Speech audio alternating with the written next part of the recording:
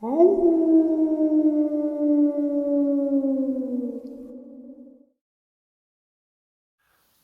greetings and salutations, everyone. I hope everyone is doing well today. Today I have one heck of an upload to share with you. Before we jump into it, a couple links. As you know, I rely on Patreon, PayPal, channel membership, and the merch to help the channel to continue to grow and go. Links to Patreon, PayPal, and channel membership are in the description below. The merch is displayed directly under the video. Also, Dogman Frightening Encounters, Volume 1 through 3, the audiobook versions. They were written and researched by Tom Lyons, narrated and produced by me, Jeff Nadolny.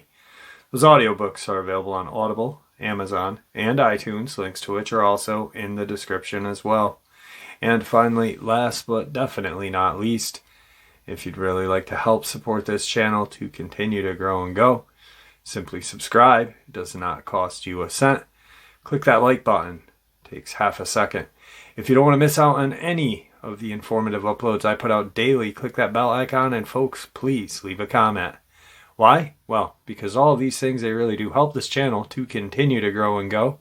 And yes, folks, they definitely do matter. Now, everyone, I have taken far too much of your time. Let's jump in to today's upload, shall we? All right, everybody. Tonight I have Steph back with us, and he is going to share some experiences with us tonight, or experience with us tonight. So those of you who were upset with just the information, now you guys can get excited for the experiences. Steph, how are you? I'm doing a lot better. Got my blood work and my imaging back this Monday, and there's no new tumor growth, and my biomarkers are within 2% of normal. So looks like I got out of the woods, do some extra imaging over the next year to make sure nothing comes back. And after 5 years, I'm technically in remission, but after 90 days of no cancer, I can finally get my new artificial hip. Good stuff. Good stuff. Ironically enough, my dad's going through a similar thing. He had some surgery last year, and he needs a new shoulder, but they had to wait until the infection in his leg where the stent was cleared up. Oh, yeah. So in August, he'll be getting his new shoulder. So good stuff on both ends for you guys. So, yeah, it's been a couple weeks since we talked on the channel. Now, I don't know what you want to talk about because it's kind of a surprise to me as well. Like I said in the beginning of this, you want to be surprised, yeah. I so want you can react to it. Surprise, so I can react. So I'm going to turn the floor over to you, and I may periodically interrupt you, which people love, I guess. No, I'm just kidding. But so, floor is yours, my friend.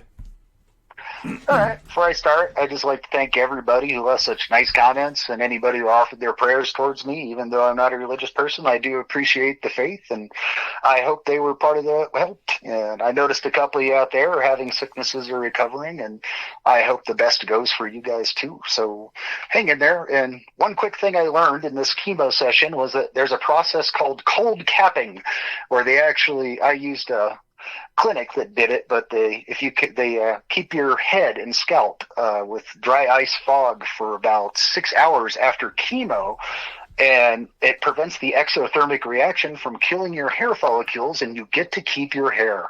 So I'm very happy. That seems superficial, but that made a big difference in how I felt about myself during that time period. So just letting other people out there know that's something that's available.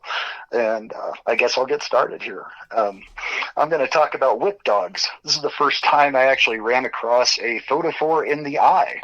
And we were out in North Africa, and we had originally been working on a bauxite deposit with hitchhiker ores, the rare earths, and we had found bags and biffs, which are banded iron formations, and biologically accreted gold. And in that area, a lot of people don't realize that 80% of the world's iron supply comes from old microorganisms that used to use iron atoms as a molecular switch for their ATP, ADP mitochondrial reactions. And there was a lot of algae in old seas in that area that used gold as an electron switch in their ATP, ADP. So it's a biologically accreted gold plains. So there, if you can find a layer of that, you can find a huge amount of gold from South Africa all the way up into the center of Africa and even further. So enough geology. We were on a plateau and we were operating up there, and we had a nice series of connexes, which are the big freight containers. Those are usually organized into a semi-fortified situation, and so that's just a general overview of what we were doing. So it was somewhere in the second or third week. There was a large amount of noise and a bit of gunfire from the south side, and a lot of us went over. There were no insurgents in the area at that time, so we were a little bit surprised, and none of the lookouts had said anything, because we have indigenous hunters and lookouts out there that help keep the animals back and give us a heads up if militants are coming in. And so a lot of us ran over there, and by the time we got there, there was something on the ground, big. Not like super big, but like about caniform, as I've said. It's about 4 foot at the shoulder, and it's probably about 5 feet long, not counting the tail. And it was just thrashing on the ground, and one of the guys was dragging one of the indigenous away from it, and that guy was bleeding pretty bad.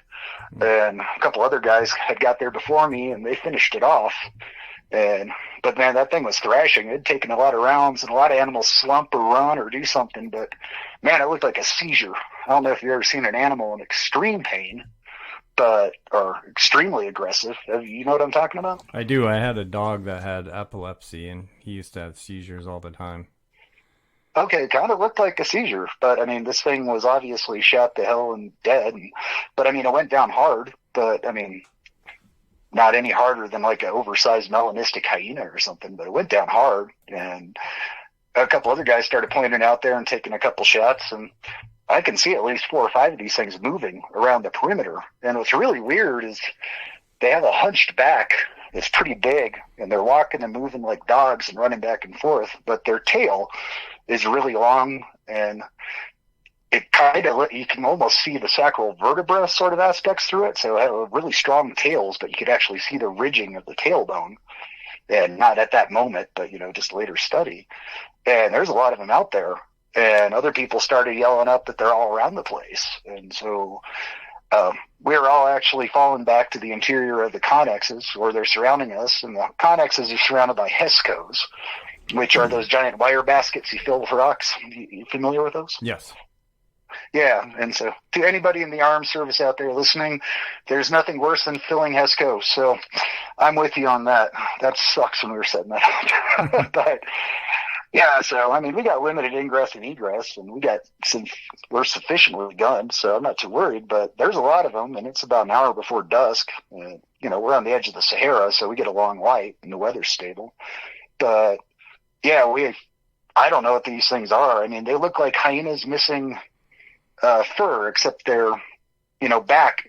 I guess they look more like greyhound or whippet, but like super big. Okay. Does that make any sense? Yeah. Yeah, kind of that structure, except they're like, they kind of have that hunched shoulder and the head's down a little bit, sticking forward. Yep. And their tail is weird because the tail is angled down.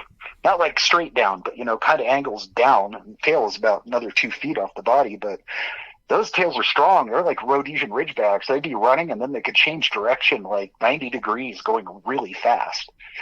So we had no idea what we were dealing with. So we were shooting them out, and they wouldn't go away. And there was a lot. I have no idea how many were out there. So we had already called back into base, and we were told them what we were dealing with, and I was like asking them what's out here and what these things are, because none of us know what they are.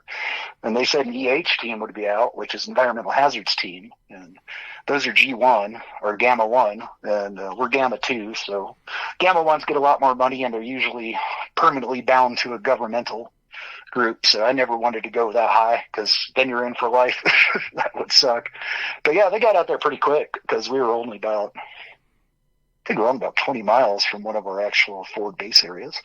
So they got out there really quick and sat down, and yeah, they pulled a lot of us aside, and they saw what was going on. They asked us questions, and then they said, we got it. And they all loaded out, and 2 more copters came in, and there was 3 Gamma 1 teams total. And yeah, they got their gear, went out there and started shooting the shit out of them. And we stayed, excuse the language, but we stayed back at the Connex area, and a lot of us stayed up top on the Connexes. And we had a couple technicals, so we put the mod deuces on the back of the technicals aimed out to the areas we were worried about. And not much happened after that, and we provided support. Anything got by and came our way, we'd plunk it. And after a while, everything had calmed down, and we got back to some basic work what we could do inside the area. And so I grabbed some rack really quick and slept, and by morning the team was back, and they were clearing stuff out, and they actually gave us restriction zones that we weren't to go out to, and stuff like that. And it was like, all right, can I get a blood sample of one of those things? And the guy's like, yeah, go ahead. He laughed, and I was like, huh, okay. A little side note, during the night, the individual that had initially gotten bit, who's named Kasai, he actually developed an anaphylactic reaction. Really strange. The allergic reaction, pretty extreme. To the bite, or was he bit? Yeah, or around. Okay. Yeah, no, his whole forearm was just torn to shreds. Wow. And it was swelling up pretty bad, and apparently he started developing anaphylaxis about half an hour after that. They hit him with epi and a couple other things and stabilized him pretty quick, and they got him out on one of the helicopters. So, he actually did fine, but that was really weird. So I was a little bit nervous, and so we just took on contact handling. So basically don't touch it. Right. And, so I did manage to, go ahead. So when you approached the scene, the creature was already, now what did you call it again? I'm sorry. Well, I found out one of the guys called it whip dogs. Whip dogs, and, okay. Yeah, named after their tail. Okay. And one of the indigenous, one other guy claimed, because I didn't understand what he was speaking, unfortunately, but one guy claimed he was talking scorpion dogs, but there was no sting on the tail or anything. And right. But they reminded me a lot of Rhodesian Ridgebacks when they run. They didn't look like them, but Rhodesians and pit bulls have that super strong tail, which they can actually jack their direction of travel in almost instantaneously. Yeah, yeah. Even when they're just, wagging their tail, pit wagging its tail, and it hits you in the shin, you're just like, ow. So when this thing is on the ground, is it making any noise? Was there, what was the vocalization of the one on the ground, and I guess the vocalization of the ones that were surrounding you? The best way I can describe this, if you take all the fox craziness that fox noises make and tone it down and give it more rasp, is very fox-like, but deeper and raspier. And they did seem to, I can't say this for sure, maybe I'm anthropomorphizing again, but it did seem like they had a call response, at least knowledge or language. I don't want to call it a language, but they had a call response system. Like wolves got a call response system, coyotes and all that. But yeah, they definitely seemed to demonstrate a call response system, but it wasn't anything I was familiar with, but it had the pattern, and they did seem to be signaling each other to a limited extent. And during the nighttime, we did notice a lot of eye glow. It was pretty creepy. Now, was that through your night vision, or just standing out in the dark looking like they were? Just standing out in the dark looking, but we weren't going night vision too much. We actually have heavy halogens in the area, and we just lit the area up like a football field at night. And so NVG is not very good at that point. Now they're, I'm sorry, what were you going to say? I was going to say FLIR still worked, forward-looking infrared, but they were actually seeable on forward-looking infrared, like predator vision. Right. Sorry, go ahead. So the creature that was dead, the one that did you get the blood sample from that one, or the one that the ones that the team had? Well, I couldn't rig anything for a blood sample, so I got a tissue sample and put it in one of the shielded containers for rare earth, rare earth vial, because they're mildly radioactive. So I figured that would hold it pretty well, and I got that. And I was surprised the guy let me do it. I mean, it's not like there was an team, while they deal with anything from predatory lions, hyena packs to backup for insurgent attacks, and they deal with high radioactive emission areas because sometimes we run across those, and they'll plot them all out so nobody gets into a bad area. And, they're kind of jack of all trades, and they're even more specialized than we are, but they're still a monster on the ground. Right. And so the mouth of this thing, what was that? Was it like a hyena, like a pit bull, like? Really, the closest thing is like a combination of jackal and coyote is the best way I can describe it. So narrow, it didn't look, think? Yeah, it's very narrow, okay. And had a lot of power. I bet its jaw power was on par with that of a very large wolf. And they're pretty, they're pretty tall, but they're rangy, but they're obviously pretty heavy. I have no idea the weight, but I know they're about 4 foot at the shoulder, and they're about like 5 foot nose to butt, and tail's got another 2 feet on it. But what's really weird is they have micro fur. It was just like, you ever seen a dog that's like really old and just got a little bit of fur on it? Yeah. It's like that, and their skin wasn't like super dark black. It was like, the underside, if you take the fur off some animals and they're black, that kind of like dull grayish black that reflects light a little bit. Yep. Yeah, it was like that. Hmm. And so what was really interesting is when one of the guys, EHs, came back before I went to bed, he actually was like looking over that thing, and I was over there with a couple other guys, and he's like, "Hey, you want to see something screwed up?" And we're like, "Yeah." And he pulls the eyelids back, and there's a small rim along the upper lid inside of the eye, which barely comes out, and a couple more spots going across the top that were glowing red. When I was like, "What the hell?" And he explained to us that those were inward-facing photophores, and that's the first time I learned about that. Wow. And really cool. It's like a dying firefly light, except red. Does that make any sense? Yeah, that's interesting. Except it wasn't making the eyes light up, but it was dead. But there's still biological reaction in a photophore for days afterwards. So, all right, so go ahead. No, that's just crazy. It's really cool very strange. So these guys have obviously dealt with these things prior. teams are environmental hazards, and even if for insurance purposes, other than normal encounters, be they unexplainable, monstrous, or otherwise, are technically classified as environmental hazards under our insurance bond. So if they're under our insurance bond, they're in known quantity. The team knew exactly what they were dealing with, or at least felt confident, and they didn't get hurt at all. And they cleaned up the whole area. Right. Apparently what had attracted them, they think, or that I at least got out of one of the EH guys, was that there had been a large poaching drop in that area, probably about 3 miles out. And a lot of people had poached out a lot of stuff, or they'd taken a lot of animals and taken what they need from them and took what they wanted back and left a big carrion pile there. And they said, carrion pile's what's attracted them, but they wouldn't go into any more detail. Right. And I was like, that's interesting. So they kind of came like sharks do to the scent of blood and then just kind of spread out a little bit. Yeah. And I talked to a couple of indigenous, and they just called them, it translates to whip dogs, or they're just another one of the Jin with another name, Jin spirit something or other dogs. That was going to be my next question, is what, if anything, did the indigenous, if you were able to speak to them, said about the thing, and if they were like cave dwelling, or, it's obvious you're kind of in the desert a little bit, so it's... Oh, yeah, we're in the northwest of Sudan. If you look on that map, it's your topo map's toilet paper once you get out of that area. It just doesn't matter. It's flat sand for way long time. Yeah. I don't know. There is an actual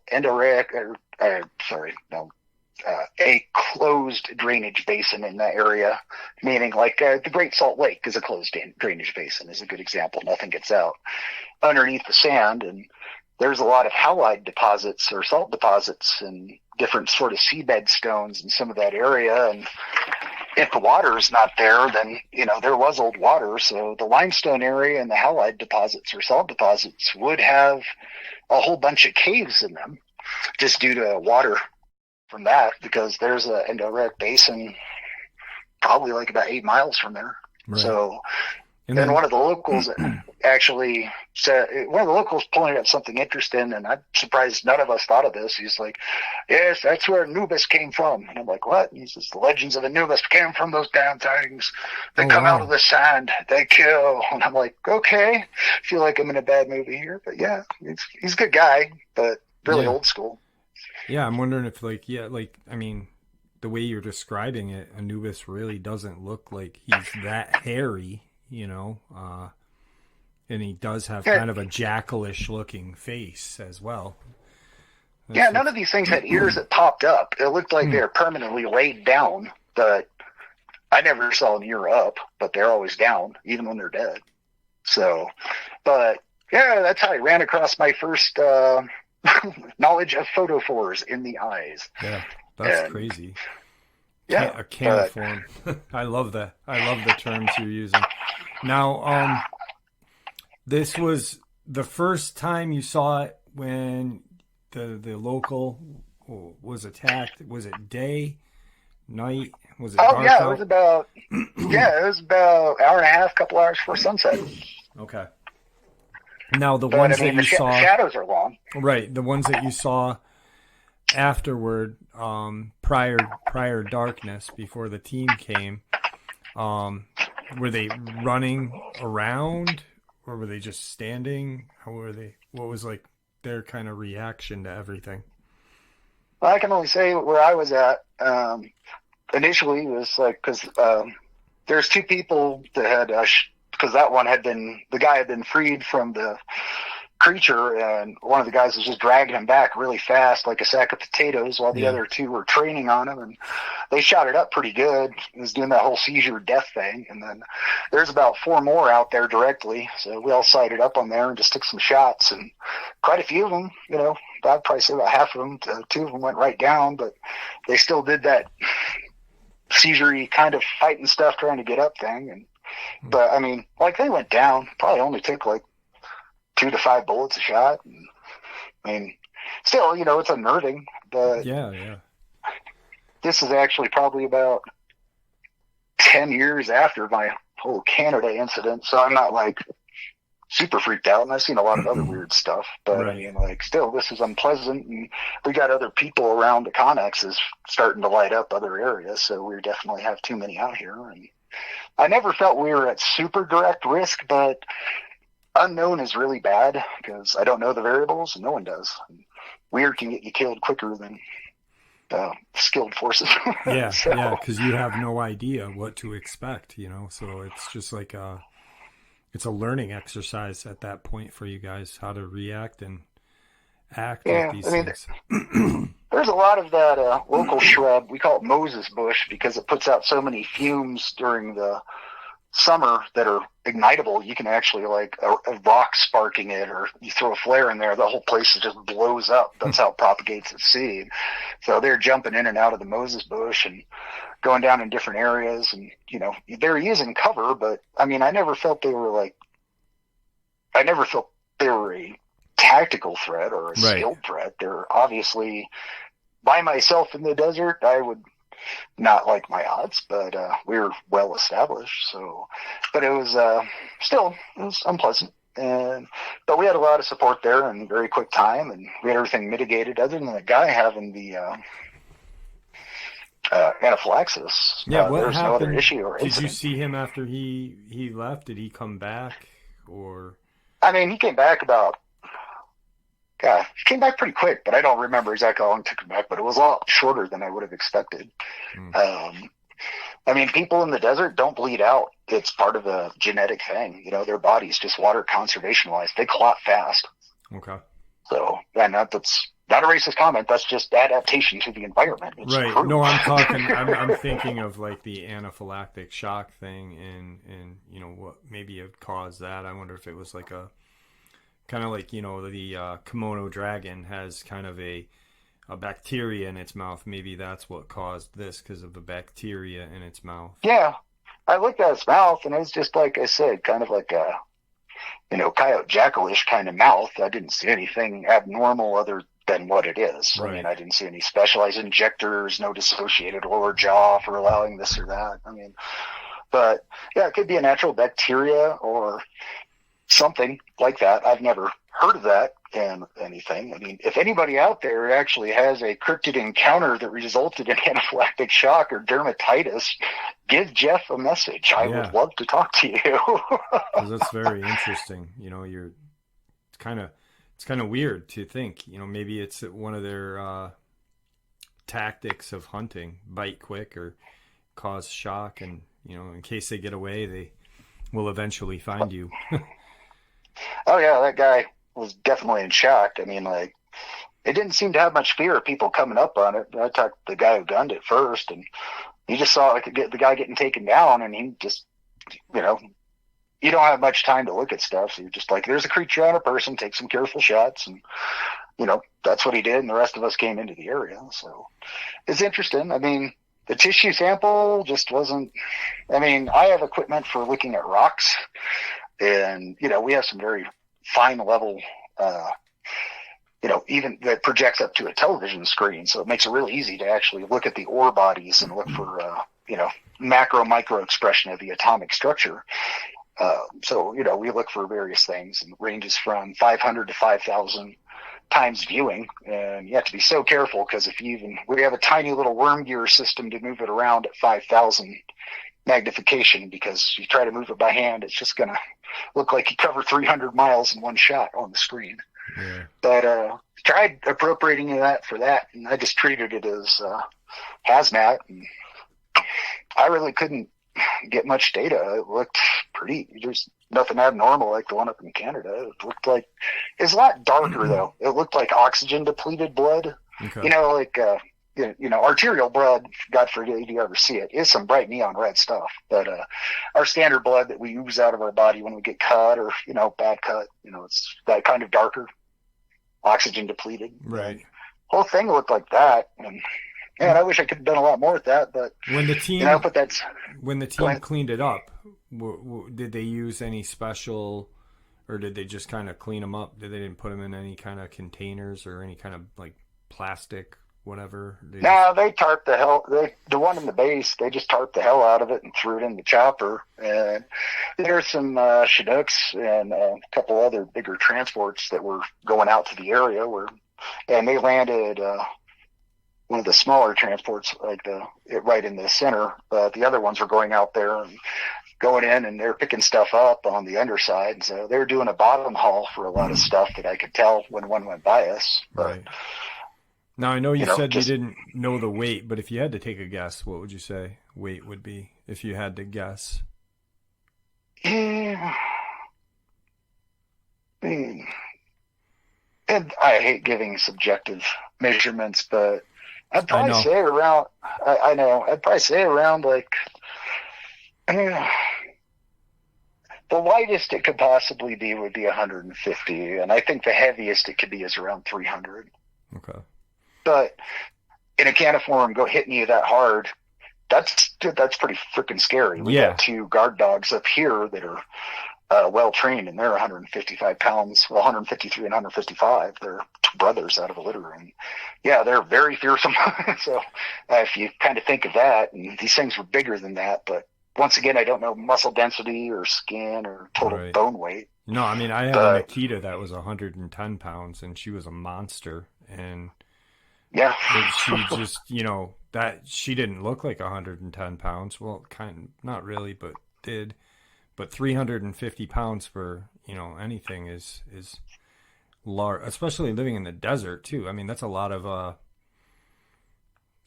food to consume to get to be that big.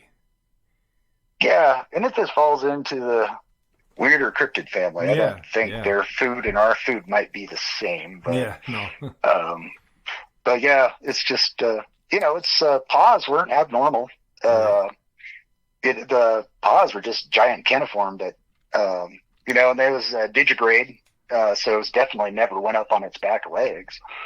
You know, because the heel was elevated where a dog's would be, with the tarsal bones extending down to the toe, so it's walking just like a dog. But the fact that they can turn so quickly, and they really didn't seem to have that much muscle on the leg. I mean, like, their legs were about as thick as a starving person's arm over there. I mean, but obviously very strong, and they'd have to have a huge amount of tensile strength. The haunches were way over muscled.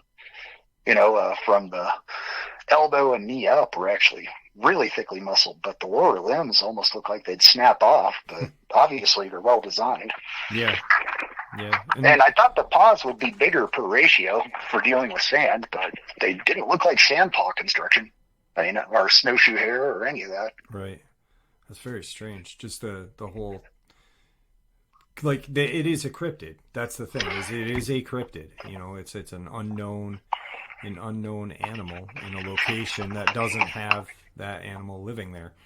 I like the way the man said that's where Anubis came from. They come out of the sand, and like you had said with the mines, maybe they're just coming out of the mines, and the indigenous people are thinking, hey, these things are coming out of the sand, but yeah, they're coming out of the mines. The sand could blow over the wadis and the playas, the dried and wet lakes. There's a lot of wadis out there, which are kind of like an oasis, down in the escarpments between it before you get out in the main desert. So, so that's the first time I saw photophores. I like that guy. He's like, you guys want to see something neat? I was like, okay. He didn't have a hick accent, but he's still actually pretty funny. But yeah, it's like, so that's where I first became aware of photophores, and they obviously knew about them. Yeah, that's pretty amazing. I mean, I wonder how many times they had to deal with these things prior to. And they seem to be very good at dealing with them, or at least dealing with. There's a lot of stuff in Africa that's not reported. I mean, like, if they had first world luxuries like we do over here and time on our hands, I'm sure there would be channels that would put ours to shame. Yeah. I mean, you and I have talked about a couple of non-cryptid events over there that were pretty crazy. But in that location, what are the largest, minus these whip dogs, what are the largest predator in that location that you were at? For that one time, you know what I mean? Like, I'm not saying all the time that you were over there, but there's African dogs in that area, and I mean, like, they're spelled DHOLE. That's just a type of African dog, and there's some out in that area, even though they're quote supposed not to be. But they've been following the main road from Khartoum to El Fazer across Sudan, and then branching out. So, if there's civilization, you're going to get those dogs in the background. But they're not that big, those things though, are like. Nah, they're like 10-20% of the size of these things at the most. And everything else is pretty small out there.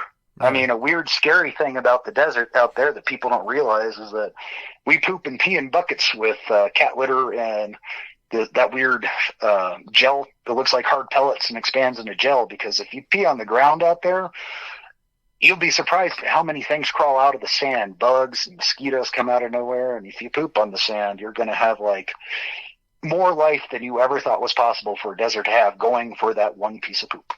Wow. So we actually have a very closed system with that, because it's almost like a zombie movie. You leave a poop or water or pee on the ground and stuff just starts popping out of the desert that you didn't think was around. You're just like, oh, bad way to attract nasty things. Yeah, definitely. Definitely not good. Imagine. I don't know. I just got bad dreams taking a poop in the desert and falling down or something. not a good time. It's a little bit weird coming back to civilization. You forget there's a toilet and you don't want to pee. So where's the bucket? And you're like, I'm in real world now. I got to find a bathroom. yeah. So these things, I don't mean to keep. Go. But these things are like, I'm just. Because I've never heard of it. I've always known that there were, and you and I have had conversations outside of what we've recorded, and we've talked about. Oh yeah. We've talked about portal. We've talked about different things that cryptids could evolve from or come from, and I've been thinking a lot about portals for certain cryptids that really we don't hear about or that don't fit the norm. And these things are very large for that area. It's almost like you explained, desert animals aren't big because for the simple fact that you're in a desert. Yeah. And how their paws were not meant for running on sand, but they were very adapted to running on sand, or like in front of you, they weren't having a hard time running. Yeah, we are a Obviously. combination of hard pack and sand. Kind of like I don't know, the edge of the sand dunes out there in Colorado. You kind of got that mix of the desert and the sand, so it's more Right. like that. So I'm wondering maybe if there is a portal out in there somewhere. It could be maybe these things are coming from there. Who knows? And Yeah, and we very talked about cool. it could be bosonic matter actually converting to fermionic matter, which is actually doable. And, Yeah, we've talked about the science behind that, and to me, that'd make a lot more sense. But yeah, that's a whole different subject, and I have no idea how to talk about that one in a way that would be palatable. But maybe that's something in the future we can talk about. definitely, maybe.